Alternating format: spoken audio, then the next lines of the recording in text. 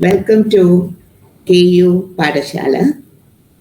Today I will be talking to you about modern American poetry. Poetry is always a crystallization of thoughts and emotions, and as Wordsworth rightly said, recollected in tranquility and written in concentration and with a realistic understanding of the world around one. In essence, poetry takes us to the heights of imagination as well as roots us in the realistic world and the land around us, the people around us, our relationships to the land and to the people. Modern American poetry is no different from these concepts. If we look at poetry that has been written since the 1900s, and which would very broadly we would classify as modern American poetry, three of the names that immediately strike us are William Carlos Williams, Robert Frost, and Wallace Stevens. William Carlos Williams lived during the period 1883 to 1963, and his collection of poems were called poems. One of the most interesting poems that he has is "This is Just to Say." And as the title rightly says, this is a very simple thing that I'm talking about, but there are layers of meaning and understanding that I desire from the reader. This is the way the poem goes. I have eaten the plums that were in the icebox and which you were probably saving for breakfast. Forgive me, they were delicious, so sweet and so cold. It is not just about eating plums. It is not just about an icebox that keeps it cold. It is not even about taking away something from someone else who had looked forward to it. But the focus of the poem is just to say that the plums were delicious. It's also an attempt to say that the plums become a metaphor of the natural world, the nature around one. And the icebox also suggests the icebox in which you finally find your death. You are so cold in death, but the plums are so sweet. So when you read a poem like this, which is full of images, very short lines, this actually breaks even our concept of rhythmical patterns. And rightly, William Carlos Williams has been called an imagist poet. Imagism as a movement, we know, began in England, and it soon spread to other countries. And imagism, which was later a derogatory term that was given to imagism, because imagism was stretched to its maximum, and poems began just to be very superfluous. But a poem of William Carlos Williams is very, very different. A poem that in a very small, I would say in a nice box, gives us the essence of life and death. So so with the modern period, we are also looking at a different form of writing, which we call imagism, making images of the things that one finds around one and using imagism to, in fact, look out at the world. This is another of his poems, which is titled The Red Wheel Barrow. I think this is something that is prescribed for the MA syllabus as well. It's a very short poem, and I'll read it out to you. So much depends upon a red wheelbarrow, glazed with rainwater beside the white chickens. What immediately strikes a reader of a poem like this is the color to begin with, the red wheel barrow. and the white chickens that are beside it. The contrast that is struck between the two. And what about the wheelbarrow? The wheelbarrow is something that is used in the farms to collect the leaves, the dry leaves, and push it to the fireplaces to be burned. And then he says, so much depends on the red wheelbarrow, which is glazed with rainwater. So there are no dry leaves now. And there is the rainwater glazing the red wheelbarrow. It's a poem that gives you this feel of trying to see the colors of nature, see the rain that in fact falls on the wheelbarrow. And interestingly enough, this particular poem, William Carlos Williams himself has said, was a poem that he wrote attending a sick child and looking out of the window and seeing a red wheelbarrow. So it could have been he was talking about, again, death, because the red wheelbarrow outside suggests the redness, the fever of the child, and the rainwater that is trying to cool the high fever of the child. And the small chicken, it's not big white hens or cocks that you have there, but they are chickens, they are small. So these two poems, in a way, illustrate how a poet understands the meaning of life, tries to dwell deep into what life is and what death is. It's also an attempt to look at the nature around one and see how nature, in fact, translates for us great lessons in our lives. If we go to another poet like Robert Frost, and of course most of you must be familiar with Robert Frost, who wrote for a very long period from 1874 to 1963. His major writings came during the 1900s, and his poems have a different way of looking at human nature and nature. And he says, what I'm trying to do is to guide American thought, humor, and wisdom, and setting forth in our minds a reliable representation of ourselves and of all men. So these if you look at poetry, one of the things that immediately strikes the reader is that these poems don't belong to any nation or to any country as such. They become universal because they give out humor and wisdom and represent all men, not just, say, Americans or the land from which the writer writes. Frost has always been called a swinger of Birches, and his most popular poem is, of course, Birches. This is a picture of the little boy swinging on the birch trees. And the poem Birches is a description of nature.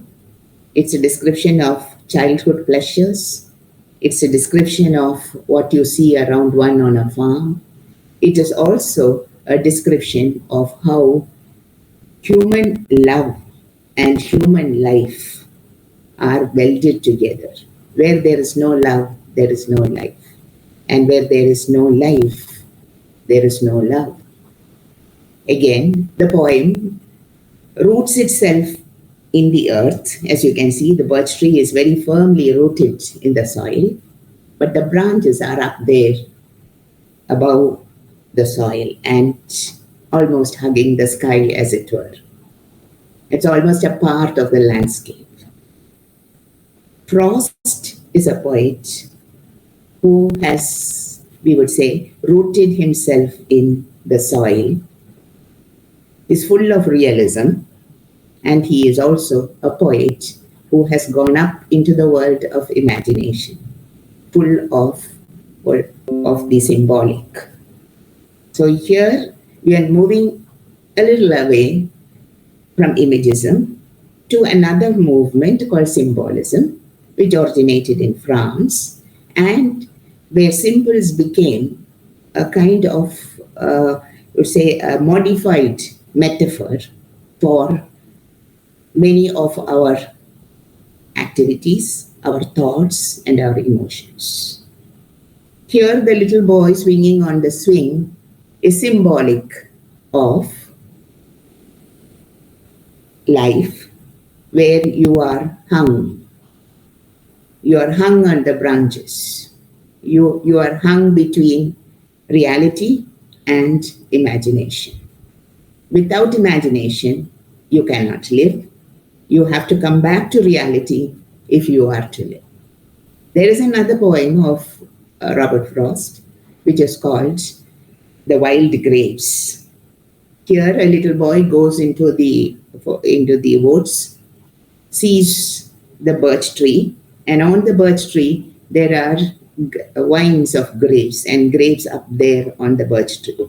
So you have to climb the birch tree if you are to get at the grapes. The little boy and his sister go to the birch tree. The boy knows how to climb, so he climbs up and he starts eating the grapes. The sister from down below asks him to give him some grapes. But once in a while, the boy throws down one. But most of the time, he is eating the grapes he plucks. So finally, he tells his sister, you climb up and you can have as much as you like. So the girl climbs up, but unfortunately, she is so afraid to let go. This very simple notion of letting go of life, of being able to overcome the obstacles in life. It's a lesson that Robert Frost teaches us. Here again, when we think about Frost, one of the things that has often been said about him is that his poems begin in simplicity and end in wisdom. There is something that Frost is trying to tell us about life. And this is exactly what you have in poems like Birches and Wild Grapes. It is better to have loved and lost than never to have loved at all. So the thoughts like that which come up and which are in almost all his poems, we find Frost ruminating, Frost as a philosopher. So these are various epithets that we can tag to a writer. A poet who's symbolic, a poet who's a realist, a poet who's imaginative and full of metaphors and images, a poet who's very philosophical. And Frost has also been called the American Wordsworth because he loved nature so much, because his language is simple, because he has been able to get across ideas, thoughts, emotions with an intensity perhaps that not many other poets have been able to do. This is again a very popular poem and anthologized much, Stopping by Woods on a Snowy Evening. I have two images for you here. One where the woods are full of snow and it is beautiful to watch if there is some light. But on the other side, you have a picture where the woods are lovely, dark, and deep. Again, Frost at the end of the poem says, but I have promises to keep and miles to go before I sleep. The snow on your left, on the picture on the left, suggests the beauty of nature. It also suggests the coldness of nature. You can read a poem like Stopping by Woods on a Snowy Evening from a very deconstructive, keeping a deconstructive theory as the background for our interpretation. You can just read it as a very simple poem where one evening, the poet goes for a ride and sees a beautiful wood, stops there to admire the beauty of the woods and to wonder to whom the woods might belong. And then when the little horse on which he is traveling gives a little tingle with the bell tingles on his neck, Frost is reminded that he has to continue his journey. He cannot stop there for so long. And so he continues, but then he philosophizes and says, the woods are lovely, dark and deep, but I have to go and miles to go before I sleep. This is the journey of life. This is very philosophically Frost is trying to tell us. The woods are attractive, but are fascinating, but there are many things that we have to do in life and we need to push on. However lovely it is and however mysterious it is, our desire to stay and keep away from the passage of time is something that one can only imagine, but is not practical, because time and tide waits for no man, and you have to move on. There are many promises to keep. There are many things in the future life which I have to account for before I go to sleep. And we also know Jawaharlal Nehru had these last two lines on a tablet on his table, and always used to look at it and remember that there was a promise to be kept to the nation. Today is August 15th, and we know that it is the Independence Day for India. So this is the beginning of days of promise for all Indians, of our freedom and of our ability to do the right thing when we have that freedom. So on a deconstructive reading, as I said, you could bring in a sexual interpretation of Frost, trying not to be lost in sexuality and sensuality, but to move away from that, and the mysteriousness of the psychic self. A psychological reading further prompts us to look at the darkness and the deepness of the wood, the workings of our minds. Frost is a psychological poet as well, because in many of his poems, like Once by the Pacific, he looks deeply at the waters and remembers that there is something deep and dark within which one cannot know or one cannot see. So as a psychological poet, as a symbolic poet, Frost has been able to explore the nuances of human life. So at this point, let us stop to look at how Frost as a writer, not just the meanings or the themes that we have been talking about, but Frost as a writer who experimented with forms of writing. He experimented with the sonnet form, he experimented with free verse, with lyrical meter. So a poet who found himself equally at one with any one of the forms that he chose for his poems. He is also known as a synecdochist. As a synecdochist, and this was Frost's own explanation, that in my poems, I show only a part, and I want the reader to interpret the rest of it. And this is what he does in a poem like The Road Not Taken. We all know in life, roads are the paths of life that we have to take, the decisions we have to take at many points in our lives. This is the way the first part of the poem goes. Two roads diverged in a yellow wood, and sorry I could not travel both and be one traveler. Long I stood and looked down one as far as I could to where it bent in the undergrowth. Very suggestive of what happens in everyone's life. You, at one point, you do not know which path to take, which decision to make, but you have to make a decision. You cannot be one traveler and travel both the paths. And you look longingly perhaps at one, thinking that that would be better, but having to decide for another.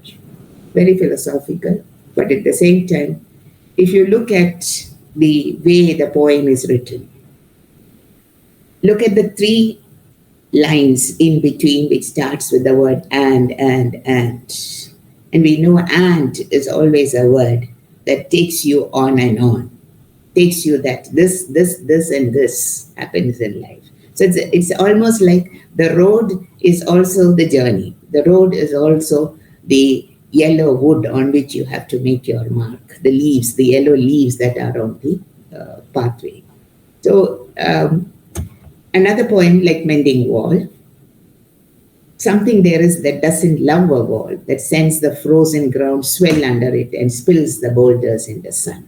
But what I want to talk to you here is that even though human relationships are a very delicate fabric of give and take, most often people forget to give and take, to become liberal in their thoughts. Most often they become very conservative in their thoughts. And this is a poem that talks about liberalism and conservatism. So this again is another theme that we find in Frost's poems. As I said, he's looking at humanity, thoughts of humanity, feelings of humanity. Now, I would not end my discussion of Frost without referring to this poem, Out, Out, which is one of my favorite poems, and which actually talks about how a little boy is doing work, sawing the wood, as it were. And the saw rattled and snarled and rattled as he is trying to pull the saw up and down, and the work is almost done.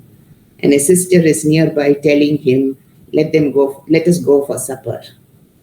And with a kind of irony that we find creeping into Frost's poems, this is what he says. At the word of supper, the saw, as if to prove saws knew what supper meant, leaped out at the boy's hand, or seemed to leap. He must have given the hand. However, it was neither refused the meeting. But the hand, the boy's first outcry was a rueful laugh as he swung toward them, holding up the hand, half in appeal, but half as if to keep the life from spilling. So life is also tentative. Life can end at any point in one's life. And a little boy, in all his happiness, is suddenly what you would say, snuffed out. As he says, the light is snuffed out of his life. So these are some of the poems that make us realize that poetry is something that reaches out of one's imagination and thoughts to the imagination and thoughts of the reader. They do not tell us explicitly what they want to say, but very implicitly conveys meaning through images, symbols, metaphors, thoughts, philosophy, the psychology of life. And all this is rolled into Frost, the poet, who is, as I said, a swinger of Birches.